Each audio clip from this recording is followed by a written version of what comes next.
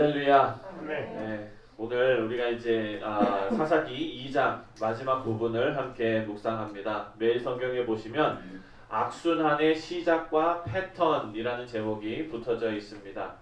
이스라엘 백성들이 영적으로 타락하고 하나님을 잊었는데, 어제 본문 마지막에서도 우리가 살펴봤지만 하나님을 그나마 기억이라도 하던 사람들, 이 사람들이 다 죽고 이제는 다음 세대가 아예 다른 세대가 되어버렸음을 우리가 보게 됩니다.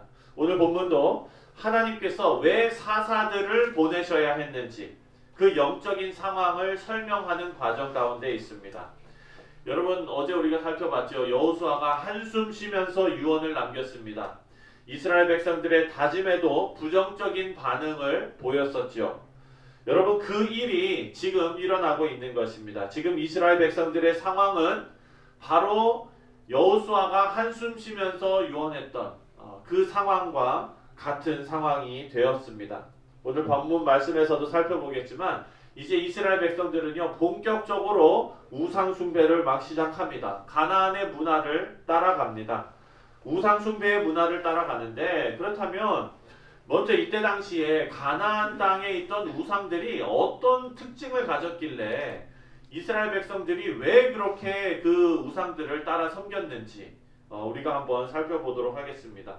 여러분, 세계 역사를 보면은요, 군사적으로 강한 어떤 그런 나라가 한 나라를 점령했을 때 그 작은 나라의 문화에 이 크고 강대국이었던 그 나라가 동화되어져 버리는 경우를 볼 수가 있습니다.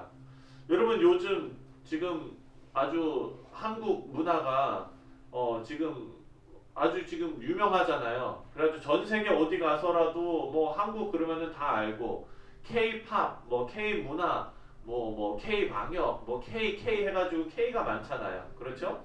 요즘 최근에 여러분 보신 분들도 계시겠지만 드라마 유명한 것도 막 있어가지고 다 보셨는지 모르겠어요.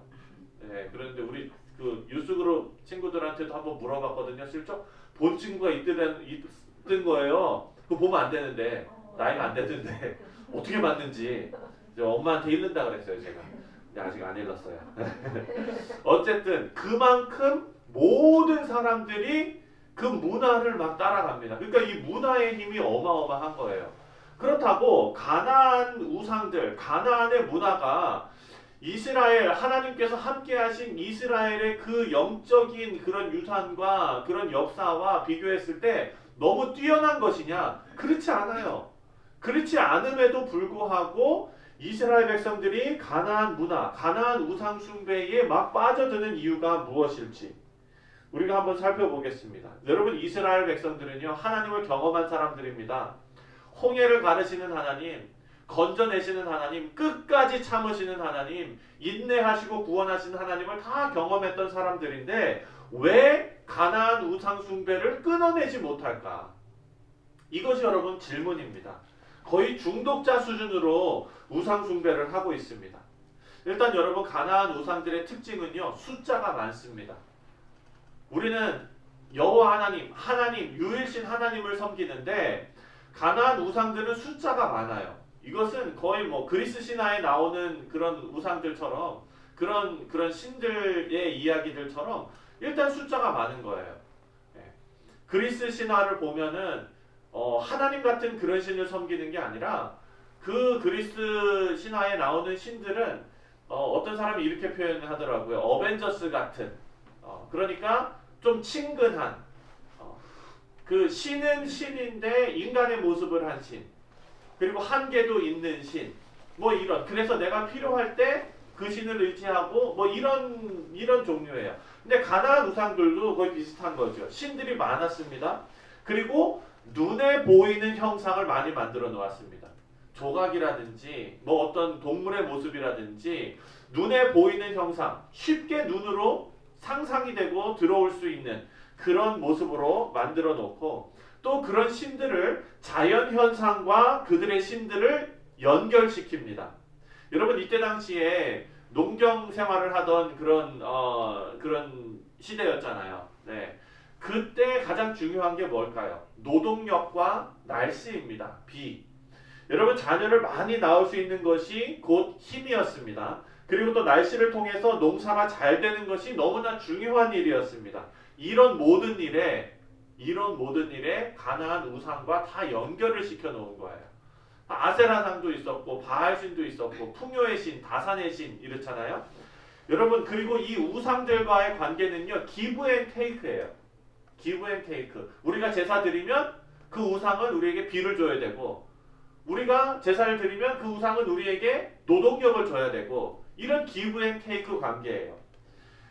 그런데 이스라엘 백성들의 관점에서 볼 때는요 하나님은 어떤 존재이십니까? 하나님은 가나안 우상들처럼 눈에 보이는 막 그런 존재가 아닌 거예요. 하나님은 눈에 보이지 않아요.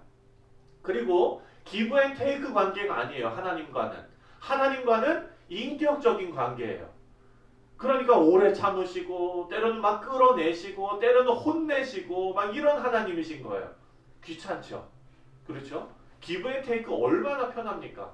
깔끔하잖아요 그냥. 그런데 하나님은 그렇지 않아요. 네. 하나님은 자꾸 관계를 맺자 그러시고 자꾸 그냥 대화하자 그러시고 여러분 그리고 또 하나님께서는 교제하기를 원하시고 이렇습니다. 그런데 가나안 땅에 있는 신들은요 부담 없이 섬기는 신들이에요. 여호와 하나님께서는 하나님만 섬기라고 강요하시는 하나님이신 거예요.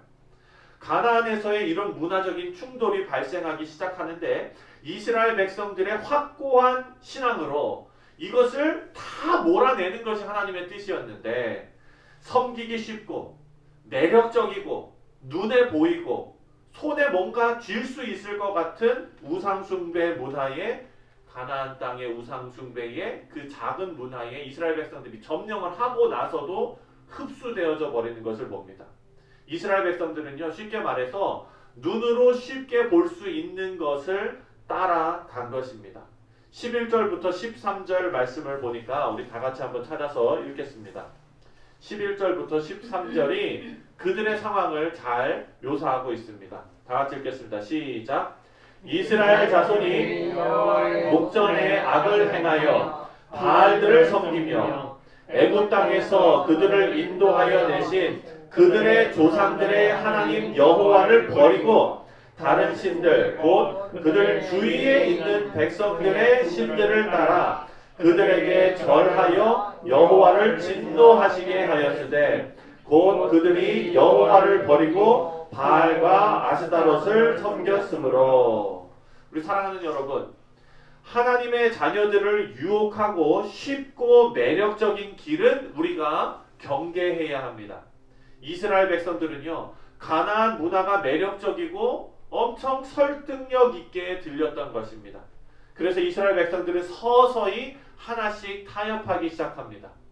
처음부터 하나님을 완전히 다 버린 것 아니에요. 우리는 하나님을 섬깁니다. 하나님 도와주십시오 하면서도 이쪽 것에 자꾸 하나씩 들여놓는 것입니다. 그리고 그것을 자기 합리화 시킵니다. 여러분 이렇게 무너진 신앙의 정체성은 우리가 어제 살펴본 대로 10절에 그들 조상들과 아주 다른 세대가 되어버린 것입니다. 하나님을 버리고 우상을 쫓는 시대가 되었습니다. 하지만 여러분 이런 이스라엘 백성들에게도 하나님께서는 그렇게 패역한 이스라엘 백성들에게도 은혜를 베푸십니다. 여기서 하나님의 은혜는요 따라가시는 은혜입니다. 15절 말씀입니다. 15절 다 같이 읽겠습니다. 시작.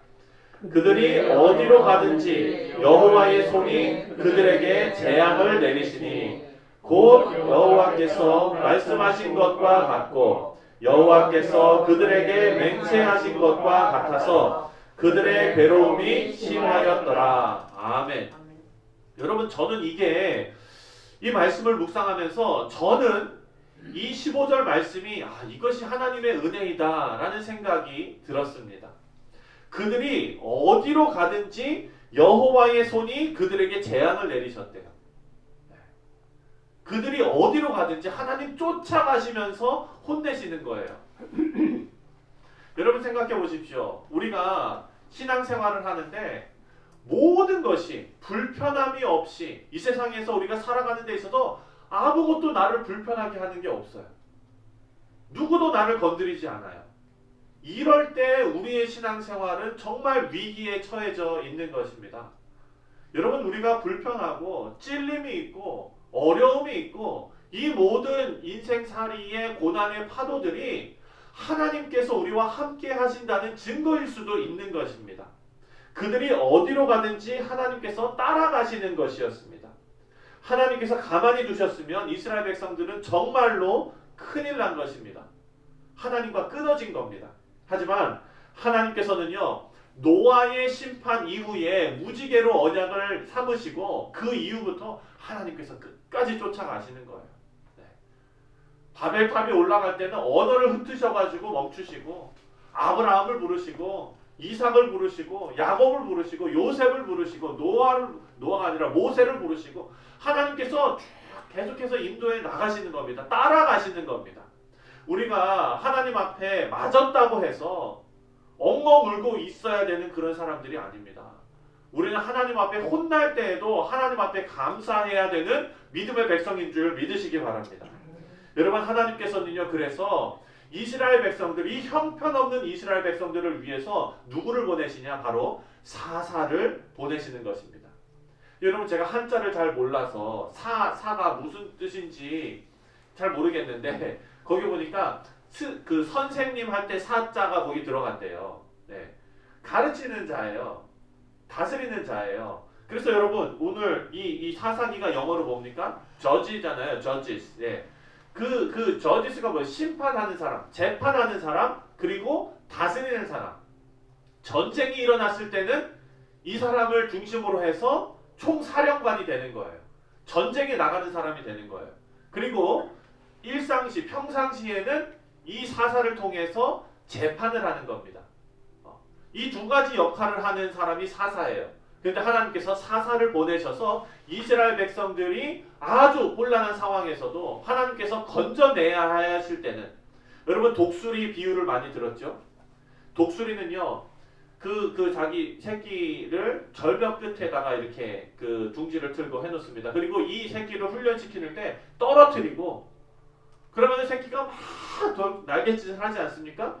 그러면 그걸 보고 있다가 떨어지기 직전에 내려와서 날개로 탁 받아가지고 올라가는 거예요.